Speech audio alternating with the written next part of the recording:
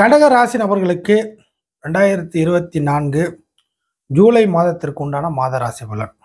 கடக ராசி நபர்களை பொறுத்தவரை இந்த மாசத்துல ஜென்ம ராசியில புதன், சுக்கிரன் 2 சுபகிரகங்களுடைய வருகை. இரண்டுமே இந்த கடகராசி நபர்களை பொறுத்தவரை ஆப்போசிட் பிளானட் தான். அதுல ஒன்றும் மாற்று கருத்து கிடையாது. இருப்பினும் சுபகிரகமாக இருந்து ஜென்ம ராசியில வர்றது சுக்கிரனோட விஷயங்களும் உங்களுக்கு தானா தேடி வந்த அமைப்புல வரும். அதே சமயம் புதனோட விஷயங்களும் தானா தேடி வந்த மாதிரி அமையும். காரக விஷயங்கள் பிளஸ் ஆதிபத்தியம் அப்படிங்கிறத நீங்க மைண்ட்ல வச்சுக்கலாம். அடுத்ததாக ராசிக்கு 11ஆம் இடத்தில் லாப வீடான சுக்கிரனோட வீடான ரிஷபத்துல கிட்டத்தட்ட ஒரு 10 தேதிக்கு பிறகு, அதாவது ஜூலை 10 தேதிக்கு பிறகு செவ்வாய் குருவோடைய காம்பினேஷன்லாம் மெல்ல மெல்ல உங்களுக்கு கிடைக்க வரும். ஸோ இது ஒரு மிக முக்கியமான ஒரு நிகழ்வு. காரணம் என்னவென்றால் கடகராசியை பொறுத்தவரை 9ஆம் அதிபதியும் 10ஆம் அதிபதியும், ஸோ 9, 10 தர்ம கர்மாதிபதி அமைப்புகள் 9ஆம் இடத்துலையோ 10ஆம் இடத்துலையோ 11ஆம் இடத்துலையோ நம்ம எந்த இடத்துல சேர்ந்தாலும் நல்லது தான். பட் பார்த்தீங்கன்னாக்கா இருக்கிற இடங்கிற ஒரு விஷயம் இருக்கு இல்லையா? அப்போது 9, 10, 11 இந்த இடம்லாம் நல்ல இடங்கள். அப்போ இந்த இடத்துல சேர்க்கை பெறுவது மிகவும் நல்ல விஷயங்கள், 2 கிரகத்தோட இணைவு. ஸோ இந்த கடகராசி நம்மளுக்கு ஒரு மேம்பட்ட ஒரு நல்ல வாழ்க்கை இந்த காலகட்டத்தில் அப்படின்னு எடுத்துக்கலாம். ஸோ லைஃப்பில் எந்த நிலைமையில இருந்தாலும், சுயஜாதகம் எப்படி இருந்தாலும் உங்களை தூக்கி நிலைநிறுத்தக்கூடிய லைஃப்பில் ஒரு இம்பார்ட்டண்ட்டான ஒரு பீரியட்.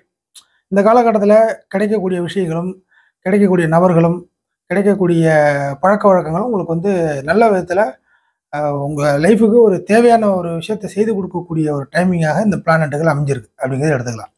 ஃபர்ஸ்ட் விஷயம் சுக்கிரனுடைய தொடர்பு எடுத்துக்கலாம். ஜென்ம ராசியில் சுக்கிரனுடைய தொடர்பு ஜூலை மாதத்தில் கடகராசி இருக்குது. அப்போது சுக்கிரன் ஒரு பகட்டான, ஒரு சொகுசான, ஒரு பளிச்சுன்னு வாழக்கூடிய அமைப்பில் இருக்கக்கூடிய கிரகம்.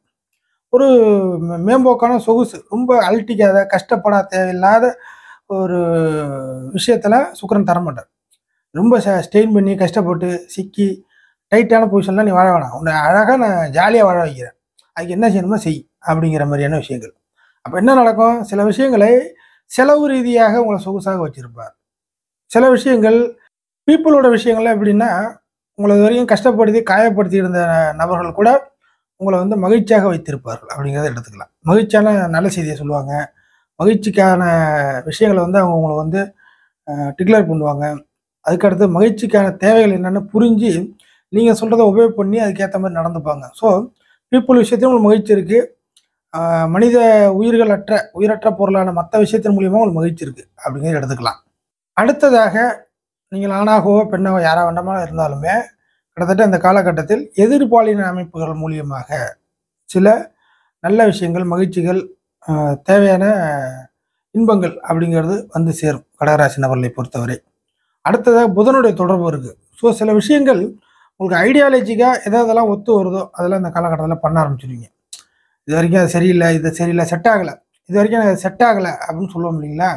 இந்த ஐடியா படி எதுவும் செட் ஆகாமல் தவிச்சிட்டு இருக்கிறவங்களுக்கு இந்த புதனுடைய தொடர்பு நல்ல அமைப்பில் இருக்கிறனால சில ஐடியாக்கள் படி உங்களோட லைஃப்பை அமைச்சிக்கிறதுக்கும், சில எதிர்கால தேவைகளுக்கு ஏற்ப இப்போதைக்கு கூட விட்டுறலாம், ஃப்யூச்சரை மையப்படுத்தி சில ஐடியாக்களை கூட இந்த காலகட்டத்தில் செயல்படுத்துறதுக்கு மனசுக்குள்ளேயே சில பிளான் போட்டு களத்தில் இறங்க வைங்க.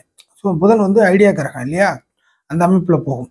ஒரு சில நபர்களுக்கு இந்த மாதிரி பாக்கியங்கள், புதன் ப்ளஸ் சுக்கிரன் இந்த மாதிரி வருகை எந்த மாதிரியான பாக்கியங்கள் ஆதிபத்திய ரீதியில் பார்த்தீங்கன்னாக்கா, சில பேருக்கு குடுக்கல் வாங்கல், டிராவல், தூர இடம் அப்படிங்கிறத அமைப்போம்.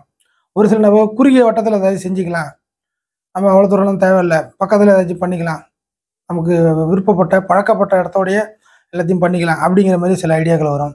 ஒரு சில நபர்களுக்கு பார்த்தீங்கன்னாக்கா சில லாபங்களை, சரி பரவாயில்ல, இதெல்லாம் மனித வாழ்க்கையில் சகஜம்தான், தப்போ ரைட்டோ, அந்த தப்போ ரைட்டில் அட்ஜஸ்டபிளில் கொண்டு வளைந்து கொடுத்து சில லாபத்திற்காக கொஞ்சம் நீங்கள் அப்படியே உங்களுடைய அந்த கடுகடுப்பான அந்த டெம்பர்லேருந்து வெளில சில லாபங்களுக்காக வளைந்து கொடுக்கக்கூடிய தன்மைகளுக்கு, சொகுசான தன்மைகளுக்கு கொஞ்சம் மாறக்கூடிய அமைப்புகள்லாம் சுக்கிரன் உங்களை ஏற்படுத்தும் இந்த மாதத்தை பொறுத்த வரைக்கும்.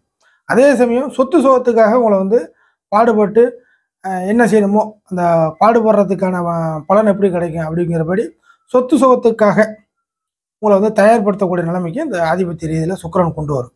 இது எல்லாத்தையும் பார்த்தீங்கன்னா சக்ஸஸ்ஃபுல்லாக பண்ணி முடிக்கிறதுக்கு 11ஆம் இடத்தில் குரு மற்றும் செவ்வாயோட தொடர்பு மிக இன்றியமையாதாக அமைஞ்சிருக்கு. குறிப்பாக தொழில் பண்ணுறவங்களுக்கு லாபங்கள் கண்டிப்பாக இந்த மாதத்தில் வந்து சேரும். கடந்த போன காலத்தில் அடிபட்டு அடிவாங்கின அமைப்பில் இருந்தால் கூட இந்த காலகட்டத்தில் தொழில் ரீதியாக வர்த்தக ரீதியாக சில பணப்புழக்கங்கள் நல்லபடியாக லாபமாக அமையும்.